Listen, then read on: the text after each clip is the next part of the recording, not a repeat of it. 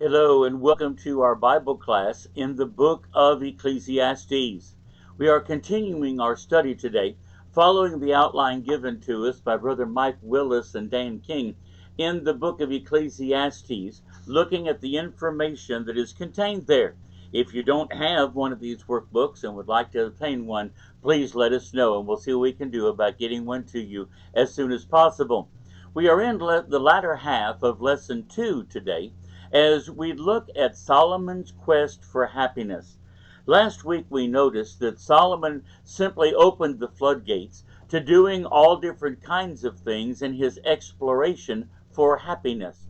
He became a professional student for a while and studied and learned and thought that the accumulation of knowledge might give him that happiness and fulfillment. But it always came up short. He always found himself lacking. In fact, he found the more that he learned, the more he found to sorrow over, because he had greater insight to all of the things that weren't right in the world. He gave himself to drinking and to laughter and to fun, and he realized that that was not going to be the answer either. Laughter and comedy was not going to permanently alleviate all of those feelings of loneliness and emptiness that sometimes plague the human condition. He gave himself to wine. He gave himself to all kinds of building projects, to have gardens and exotic plants of all sorts, to have fancy palaces and buildings of his construction. But after they were built, they were pretty to look at, but at the same time there was that insatiable desire to say that there must be something more. He turned to music, he turned to sex, he did all of those things that we commonly chase after even today as things that are looked at as recreational and pleasurable. But Solomon did not find that they were fulfilling, that they gave you a joy that kept you satisfied, but rather it wasn't long till you were looking for what was the next thing that you were going to engage in. We today move to the latter part of Ecclesiastes chapter 2, and we begin reading in verse 18.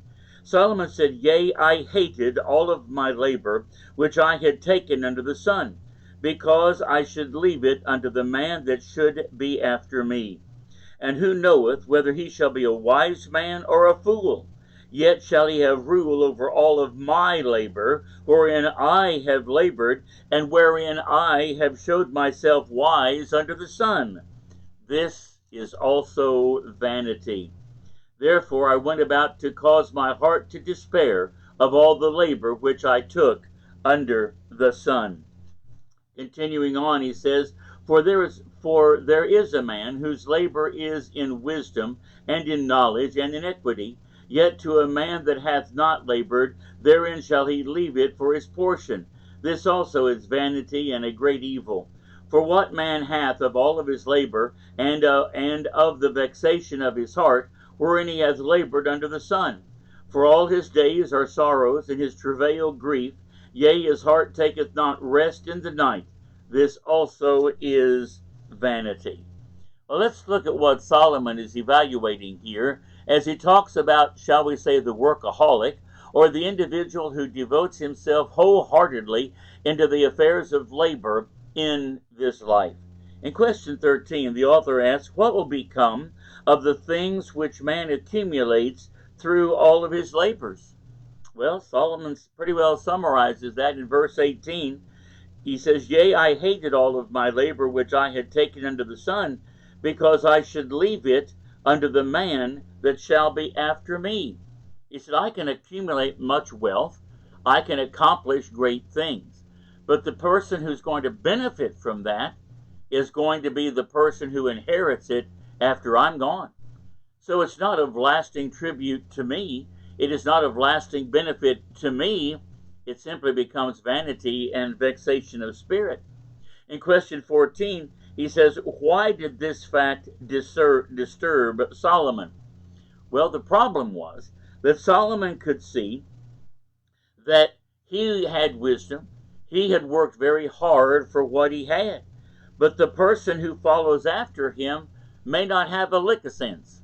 In verse 19, he says, who knoweth whether he shall be a wise man or a fool? yet shall he have rule over all of my labor, wherein I have labored, and wherein I have showed myself wise under the sun. He said, I can work to accumulate. I can work to succeed. I have all of this bounty laid up from the blessings and benefits of what I've done. But the inheritor of all of that may be a simple fool, wastes it, doesn't appreciate a thing, and winds up having his character ruined because of the wealth he inherited. In question 15, the author asks, what will become of your accumulations at your death? Well, we have to echo what Solomon says here. Whenever we are gone from this life, it will be others who inherit everything that we have. You stop and think about it, we may have prized possessions that we have valued. We see them maybe as rare, see them as a unique memento of a special moment in our lives. But when we are dead and gone, and the story that went with that object is not remembered, it's lost in the passing of time from one generation to the other, it winds up selling for 50 cents at a yard sale. It's not something that anybody else appreciates because they don't know the sentimental story that goes with it. So we can see here how value fluctuates. In many respects, it's in the eye of the beholder. But the individual who inherits even a bunch of hard cash and wealth may not have the sense to use it correctly. Let's continue on a little bit further here in what Solomon says as he talks about the positive side of our working. Continuing in verse 24 of Ecclesiastes chapter 2, there is nothing better for a man than that he should eat and drink, that he should make his soul enjoy good in his labor. This also I saw, that it was from the hand of God. For who can eat, or who else can hasten hereto more than I? For God giveth to a man that is good in his sight, wisdom and knowledge and joy. But to the sinner he giveth travail, to gather and to heap up, that he may give to him that is good before God. This also is vanity and vexation of spirit. So in question 16, the author asks, what did Solomon teach that men should do in view of these facts? That the accumulation of wealth and being that perpetual workaholic that is just obsessed with building up wealth in this life. He said, what should we really be doing? And he says simply to enjoy each day and to be satisfied with your labor and the food that you have. Notice what he says there in verse 24. There is nothing better for a man that he should eat and drink, and that he should make his soul enjoy good in his labor. This also I saw, that it was from the hand of God. In other words, as the Lord prayed in the Lord's Prayer, give us this day our daily bread.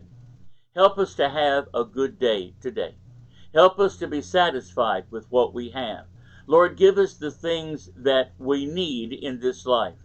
And so we don't need to look at it totally from that perspective of, oh, I've got to save this. I've got to lay this by. I've got to have this for my retirement. We just don't know what's around the corner. I remember a story that I observed as a young man. Even here in Kentucky, there were companies that worked very hard. They had great benefits. The employees were very well paid. The employees were very well blessed. And in terms of looking down the road toward their retirement, they had wonderful 401ks, and they had stock options, and they had all kinds of promised benefits. And so it looked like they had their act together. They were working hard and gaining a tremendous benefit from all of that. But then unexpectedly, many of these companies went bankrupt and completely went out of business. All of those pension plans were no more. All of those benefits that were promised were not going to be fulfilled. And so all of that promise, all of that anticipation, all of that saving and laying by through the company for a wonderful one-day retirement, all of that disappeared. During the Great Depression, there were individuals who'd worked hard, their money was in the bank, and so they felt that they had something to live on, and then the bank closed. And suddenly all of their funds were no more. So our best laid plans can be completely turned upside down. Looking at all those projections as to what may be is taking the mantle of responsibility upon ourselves rather than trusting in God that He will make things work out, that God will provide, God will take care of His people, and we will have what we need. Solomon said this is the gift from God. This is what He does. He takes care of us, fulfills us each day, and we should learn to be content with that. Not to be irresponsible, not to be wasteful, not to become lazy, saying, well, God will provide, and then not do anything.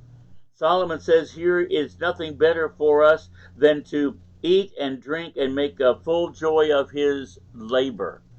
Put in a good day's work, learn to live on what you bring in, and be able to have a fulfilled life with those blessings given to you by the hand of God. Then that's what question 17 refers to. What does the phrase, it was from the hand of God, there in verse 24, what does that actually mean? Well, it's the provision that we receive that are gifts from God. You know, often we forget about that.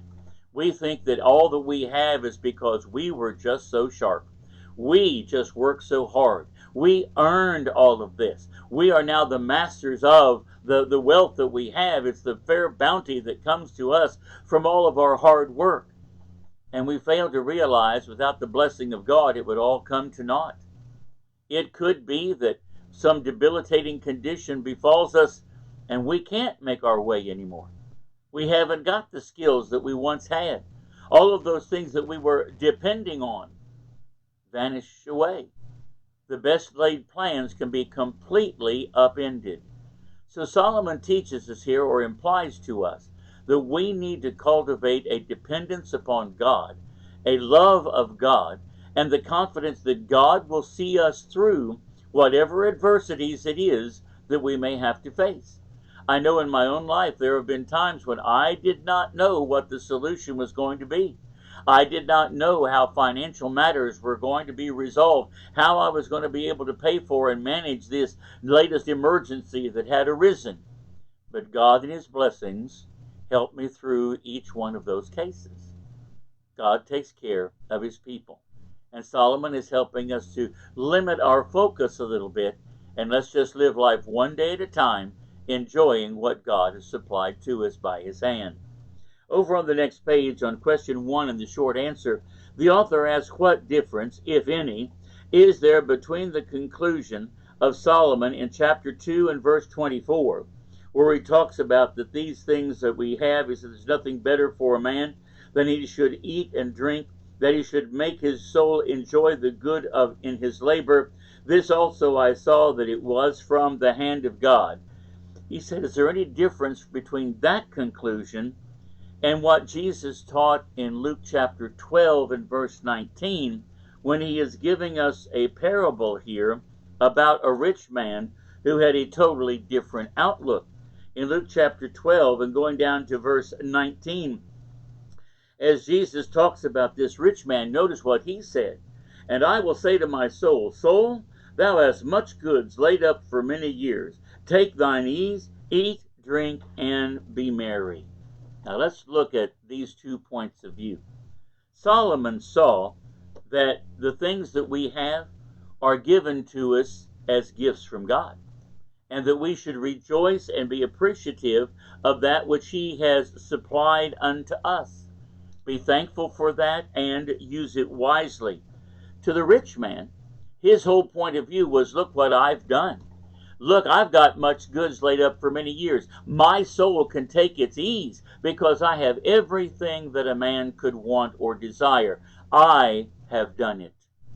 Well, we know from the story of the rich fool that the Lord said, this night thy soul shall be required of thee, and then whose shall all these things be?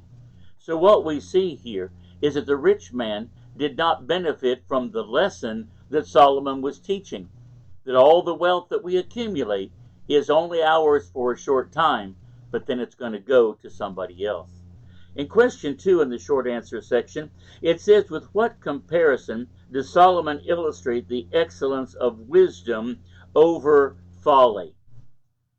Well, here in Ecclesiastes chapter 2 and going down to verse 13, He uses the parallel because, as we noticed last week, earlier in this chapter, he's saying a man can choose to follow a wise, knowledgeable course in life and do the things that God has commanded of him and reap the rewards therefrom.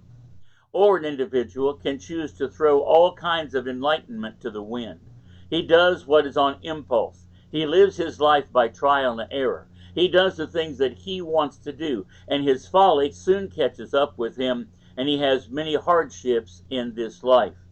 So, in looking to that difference in choice making, Solomon says in chapter 2 and verse 13 of the book of Ecclesiastes, "Then I saw that wisdom excelleth folly, as far as light excelleth darkness." When we're in the dark, not being able to see where we're going, we stumble and bump into things. We make our way simply by trial and error. We try to go down a certain path, we try to go a certain way, and we hope that it all works out. But in the darkness we can't tell, and pretty soon we're bumping into something and tripping over something else. But whenever you have light, you can see where you're going. You can pursue a directed course. You can get to your goal with great ease. Light makes all the difference. That's what he's talking about here. The wisdom and the knowledge that we accumulate in life will light our path. As David talked about it in the Psalms, "Thy word is a lamp unto my feet and a light unto my path." God gives us the instruction for wise decision making. So it's important that we turn to the Word of God to see how we are to live our lives so that we might live soberly, righteously, and godly in this present world and enjoy the blessings that God bestows upon us while we are here. But we're looking forward to a better land than this, a place in heaven one day that will be even better, because God makes all those arrangements possible. In the true-false section of the book, it says, number 1, is it sinful to plan and prepare for the future? Well, no, it's not sinful to make preparations for what we need to do. But as James tells us, we need to acknowledge that our lives are very uncertain. We don't know what's going to come. We can make our plans, but we need to condition those plans on whether or not it's the Lord's will. James tells us in James 4 and verse 14, "Whereas you know not what shall be on the morrow, for what is your life? It's even a vapor that appears for a little time and then vanishes away. For that ye ought to say, If the Lord will, we shall live and do this or that. But now ye rejoice in your boastings, and all rejoicing is evil." The point that he makes is it's not wrong to make the plans, but always acknowledge God's role in your plans, that he needs to be the one to see you through on that, and you will accomplish your plans if it's the Lord's will. If your plans line up with his plans, he may have a totally different course for you to follow. The Apostle Paul experienced that several times when he was going to go one place to preach, and the Lord said, "No, I need you to go someplace else." So the Lord may change our plans in one way or another, but the simple process of making intentional plans of what we want to see happen is not inherently sinful, as long as we acknowledge God's role in all of that planning. In question 2, he said Solomon described laughter as madness. Well, that's exactly what he called it there in Ecclesiastes chapter 2. He talked about the idea of being somewhat irrational, being given over to laughter and to frivolity, having a good time and enjoying all of the things that happen in this life. But sometimes then we use laughter as a cover to not really look at the serious problems and issues that must also be faced. He says here in chapter 2 and verse 2, "I said of laughter, it is mad, and of mirth, what doeth it?" So whenever he started talking about this idea of a joy and that sort of thing, he was not telling us that we have to go around with a sour face all the time. But he does want us to be sober-minded and have righteous judgment. And sometimes we can become so lighthearted and take nothing seriously that we wind up making foolish choices because we're not using proper discernment. In question 3, Solomon found the pride caused by accomplishment can be unsatisfying. And that's exactly what happened. He said, "I made me pools of water to water wherewith, and the wood that bringeth forth the trees. He said, I had everything that life could want. I had all of these things. He said, I was great and increased more than all that were before me in Jerusalem. Also my wisdom remained with me. And so he said, I had everything that I wanted. But notice verse 11. Then I looked on all the works that my hands had wrought, and on the labor that I had labored to do, and behold, all was vanity and vexation of spirit, and there was no profit under the sun. So that sense of accomplishment, whenever the job is completed, that looks good. That's a job well done. But that satisfaction doesn't last. And Solomon had many terrific projects, monumental things, just the temple of Jerusalem, all these things that he built. But the satisfaction with that only was short-lived.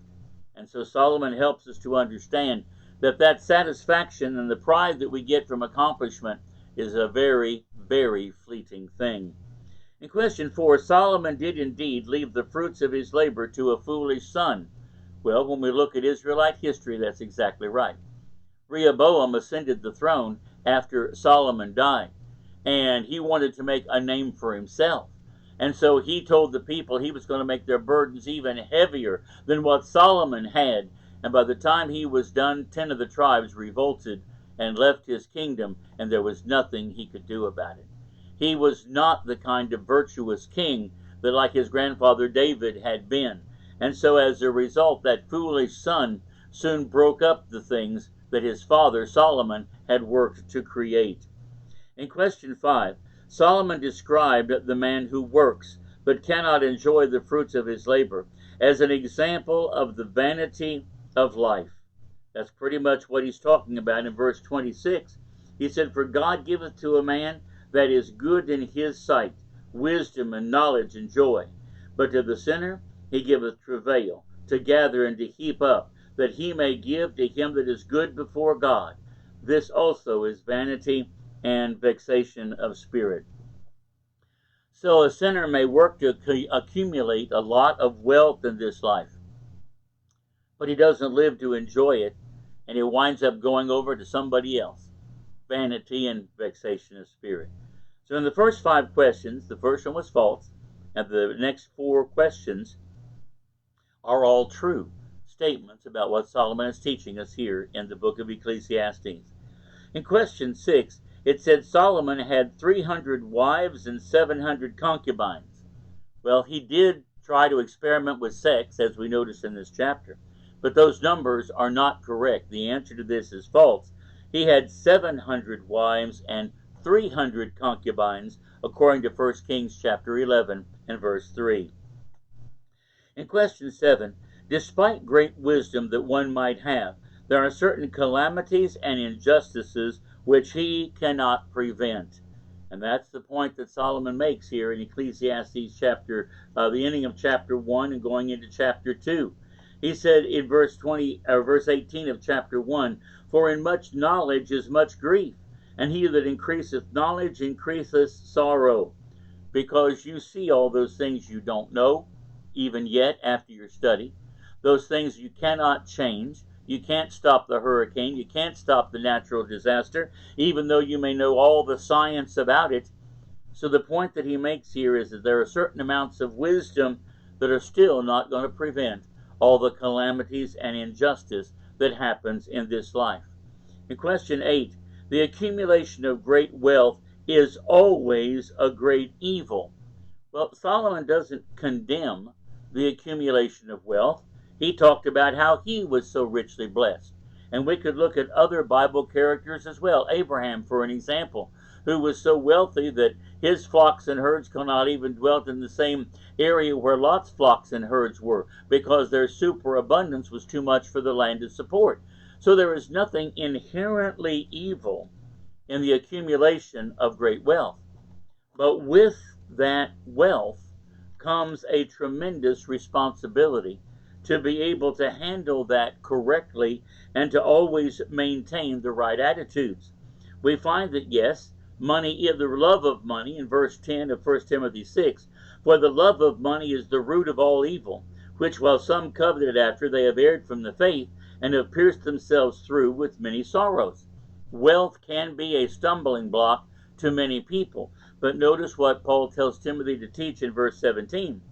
Charge them that are rich in this world, that they be not high-minded, nor trust in uncertain riches, but in the living God, who giveth us richly all things to enjoy.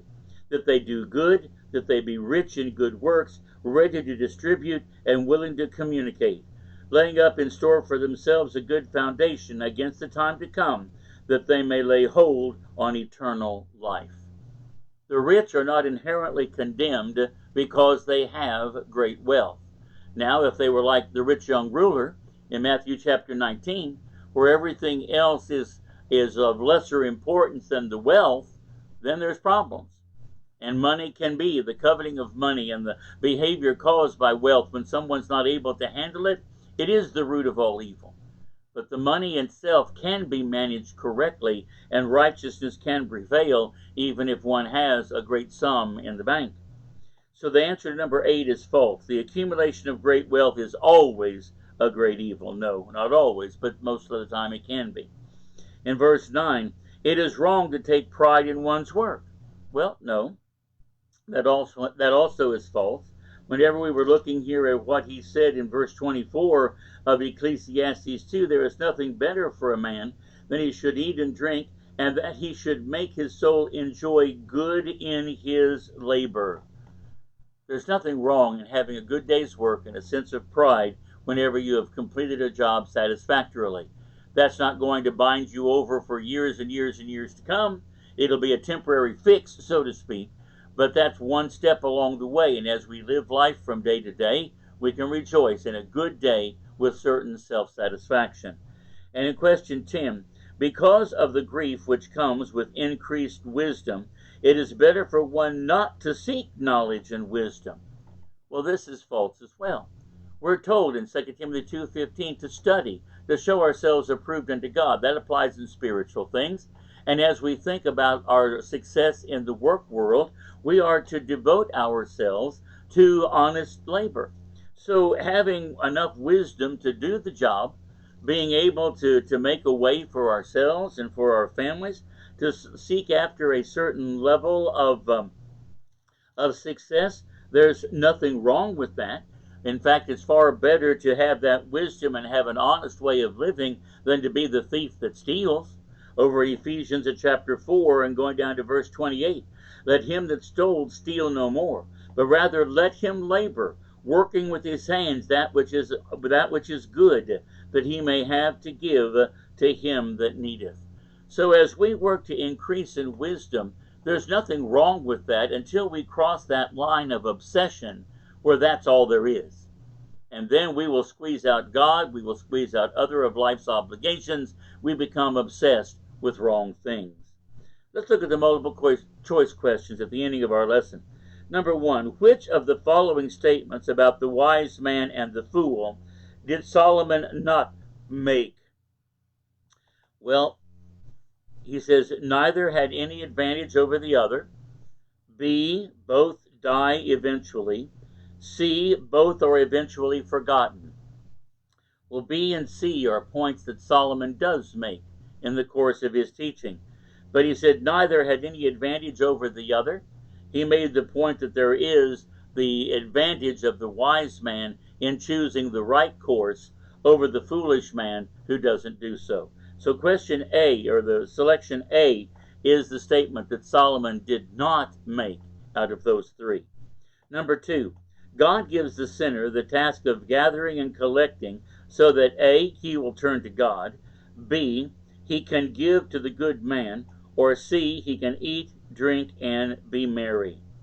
God gives the sinner the task of collecting and gathering so that he can do what? Well, let's look at verse 26 of the 2nd chapter, and we'll see what it is that that man is going to do with all of that wealth that he accumulates.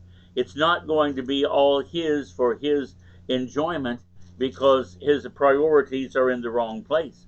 But in Ecclesiastes chapter 2 and going to verse 26, God hath given to man that is good in his sight, wisdom and knowledge and joy. But to the sinner he giveth travail, to gather and to heap up. Why? That he might give to him that is good before God. And so that's selection B out of our choices. Number 3, the record of Solomon's experiences are so valuable to us because A, he was a king, B, he was inspired, C, there's nothing new under the sun. Well, I can look at two of these things, and I can handle either one of them. He was inspired, blessed of God to be a writer in the Bible.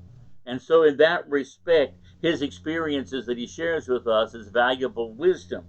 But he also says there's nothing new under the sun, which is also an axiom of his writings to help us understand that many things in this life are rather futile. So the record of Solomon's experiences are valuable to us because we can see the profit from inspired teaching, but we can also see that some things are simply repetitive. There's nothing new under the sun. And then finally, in question 4, preoccupation with possessions can be described as A, materialism, B, humanism, C, hedonism. Well, the preoccupation with possessions can be described, I believe, A, as materialism. We are just stuck on accumulating things here in this life. And then number 5, in which passage of Proverbs does Solomon identify wine as a mocker? We find that over in Proverbs at chapter 20 and going down to verse 1. Solomon said he gave himself to wine. He gave himself to learning through that experience. And what he found was it was not the road to go down. In Proverbs chapter 20 and verse 1, which is selection C of the multiple choice options, wine is a mocker, strong drink is raging, and whosoever is deceived thereby is not wise. So here Solomon has helped us get a grip on the pursuit of happiness. He said, live each day. Put forth good work. Be satisfied with what you have. And eat, drink, and be merry. Have a good time. Enjoy your life in its proper perspective as you focus yourself on doing God's will and realizing that everything you have comes from His bounty. Well, I hope you've enjoyed our class today in the book of Ecclesiastes. And Lord willing, we'll be coming back next week as we continue on in Lesson 3, realizing that God's also in control of the timetable of things. And Solomon shares some very great words of wisdom relative to that, and we hope that you'll join us for our class then. Thank you for joining us today.